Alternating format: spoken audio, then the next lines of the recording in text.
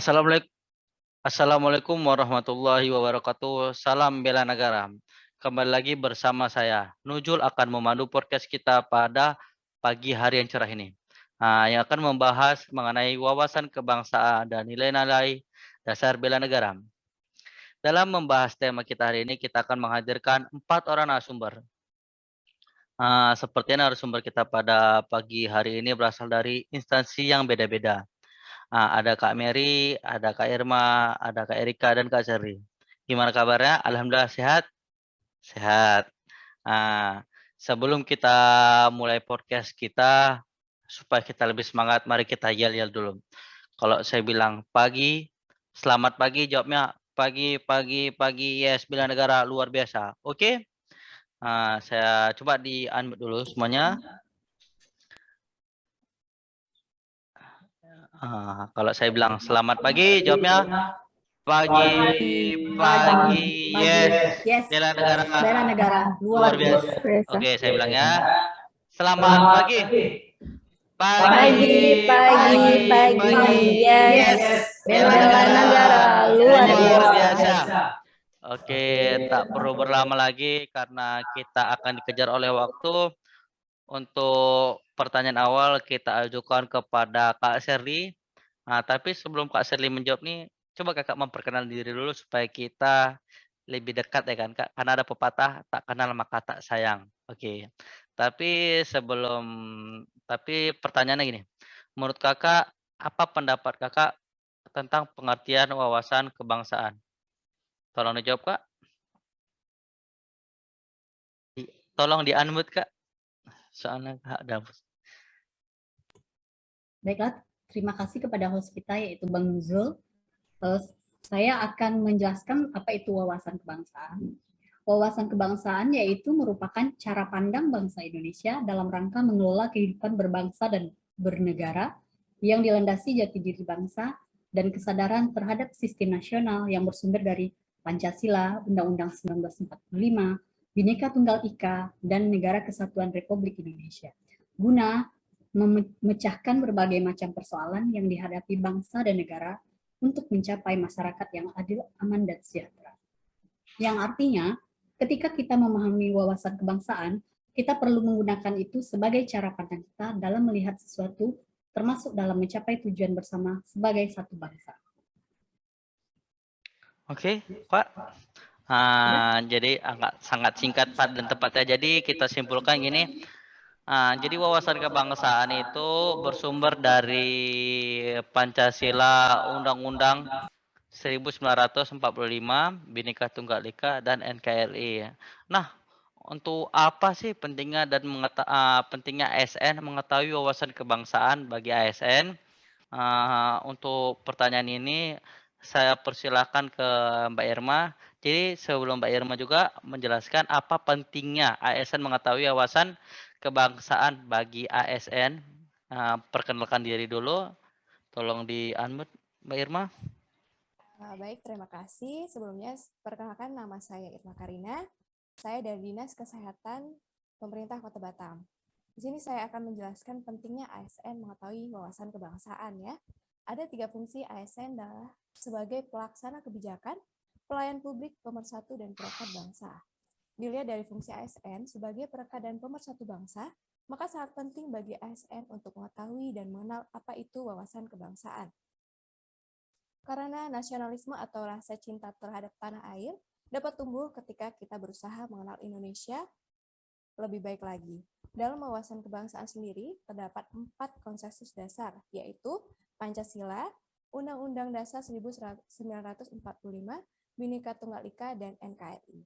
Jadi, kesimpulannya, ketika seorang ASN mengenal bangsanya, mengenal sistem nasional, kemudian menerapkan nilai-nilai Pancasila dalam keseharian, menjadikan seorang ASN mampu bersikap netral dan menjadi contoh bagi masyarakat dalam keseharian.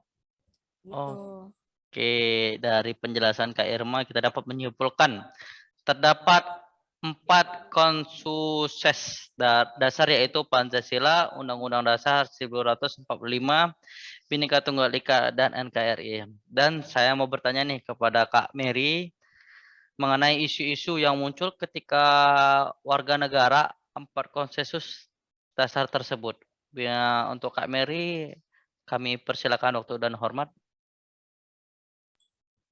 Baiklah, terima kasih kepada Nuzul selaku host. Saya akan menjawab pertanyaan dari Nuzul mengenai isu-isu yang muncul ketika warga negara tidak memahami 4 konsensus dasar wawasan kebangsaan, yaitu dengan adanya konflik kepentingan yang muncul, seperti adanya konflik antar agama, suku, ras, dan budaya yang disebabkan kurangnya pengetahuan warga negara mengenai Pancasila dan Bhinneka Tunggal Ika. Contohnya seperti kasus adanya gerakan separatisme di Papua, di mana selain TNI banyak juga warga sipil yang tewas. Kemudian bentrok antara suku seperti kasus di NTT tahun 2020, di mana adanya perebutan sengketa lahan di wilayah tersebut yang menimbulkan 4 korban jiwa. Hal ini tentu dapat menimbulkan perpecahan dan mengancam eksistensi negara. Oke, baik. Terima kasih kepada Kak Mary. Tadi Kakak ada menyebutkan beberapa contoh yang merupakan wujud dari bela negara. Sekarang pengertian bela negara itu apa sih? Saya mau nanya nih, Kak Seri lagi bisa bantu jawab Kak, apa pengertian bela negara? Tolong di-unmute Kak. Baiklah, terima kasih kepada host kita. Saya akan menjelaskan apa itu bela negara. Bela negara yaitu adalah tekad, sikap, dan perilaku, serta tindakan warga negara, baik secara perseorangan dan kolektif dalam menjaga kedaulatan negara secara fisik. Hal ini dapat diartikan sebagai usaha pertahanan menghadapi serangan fisik atau agresi dari pihak yang mengancam keberadaan negara tersebut. Oke, terima kasih kepada Kak Shirley atas penjelasan pengertian bela negara. Sekarang saya mau bertanya nih kepada kakak yang pakai kacamata di ujung nih, ada namanya Kak Erika. Kak Erika coba menjelaskan apa dulu sikap dan perilaku kita sebagai warga negara Indonesia dalam membela negara Indonesia kita ini. Untuk Kak Erika, waktu persilakan dan segala hormat. Baik, terima kasih Bang Nuzul selaku host. Perkenalkan, nama saya Erika, saya berasal dari Dinas Kesehatan Kota Batam. Sebagai seorang warga negara, tentu saja sangat penting untuk menerapkan atau melaksanakan kegiatan bela negara dalam kehidupan sehari-hari yang bertujuan untuk mempertahankan kedaulatan negara. Nah, apa sih yang harus kita lakukan sebagai warga negara? Yang pertama, tentunya menumbuhkan rasa cinta tanah air dengan cara menjaga nama baik bangsa, memberikan kontribusi terhadap negara, dan juga menggunakan atau mencintai produk dalam negeri. Yang kedua, sadar berbangsa dan bernegara dengan cara sadar terhadap hak dan kewajiban kita yang sesuai dengan peraturan perundang-undangan. Kemudian yang ketiga, setia terhadap Pancasila dan meyakini Pancasila sebagai ideologi negara dengan cara mengamalkan nilai-nilai Pancasila dalam keseharian. Selanjutnya yang keempat, rela berkorban demi bangsa dan negara yang diwujudkan dengan cara mengorbankan waktu, tenaga, dan juga pikiran untuk bangsa dan negara. Kemudian siap membela tanah air dari segala ancaman. Dan yang keempat, berpartisipasi aktif dalam pembangunan negara. Kemudian yang kelima, memiliki kemampuan awal bela negara dengan cara memelihara kecerdasan. Yang kedua, menjaga kesehatan jasmani, kebugaran jasmani, dan kesehatan mental. Dan yang ketiga, bersyukur atas nikmat yang diberikan. Artinya, saat Indonesia memiliki kekayaan dan sumber daya alam yang sangat melimpah, maka kita harus menggunakan sumber daya alam dan kekayaan tersebut sebaik-baiknya atau sebesar-besarnya untuk masyarakat. Terima kasih. Oke, penjelasan. Oke, penjelasan Kak Erika, terima kasih. Sangat jelas sekali atas penjelasan sikap dan perilaku kita sebagai warga negara dalam membela negara Indonesia ini. Oke, sekarang kita ini berada di zaman yang serba digital dan canggih. Ada beberapa dampak positif bagi kemajuan bangsa. Contohnya kita dapat mudah memperkenalkan keragaman budaya, bahasa, dan suku yang dimiliki oleh Indonesia kepada dunia. Selanjutnya, untuk mengubah pendidikan menjadi lebih maju sehingga melahirkan generasi cerdas. Selain itu juga dampak negatif dong, ada juga pastinya. Bagaimana sikap kita dalam mensikapi hal tersebut?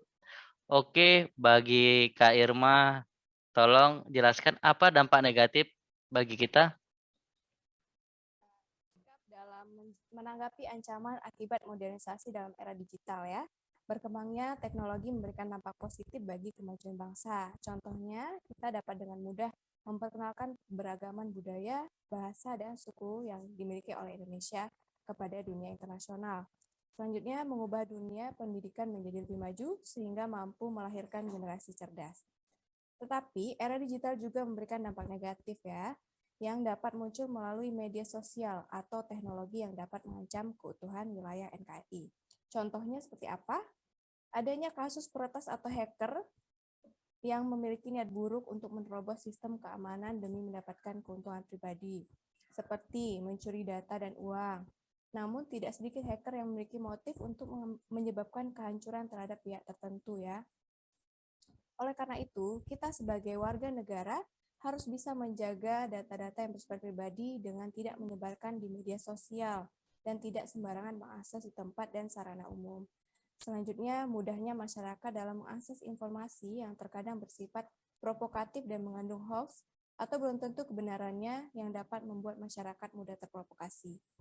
Oleh karena itu, untuk menanggapi hal tersebut, penting bagi kita untuk bijak dalam menerima informasi apapun yang bersifat provokasi yang belum tentu kebenarannya.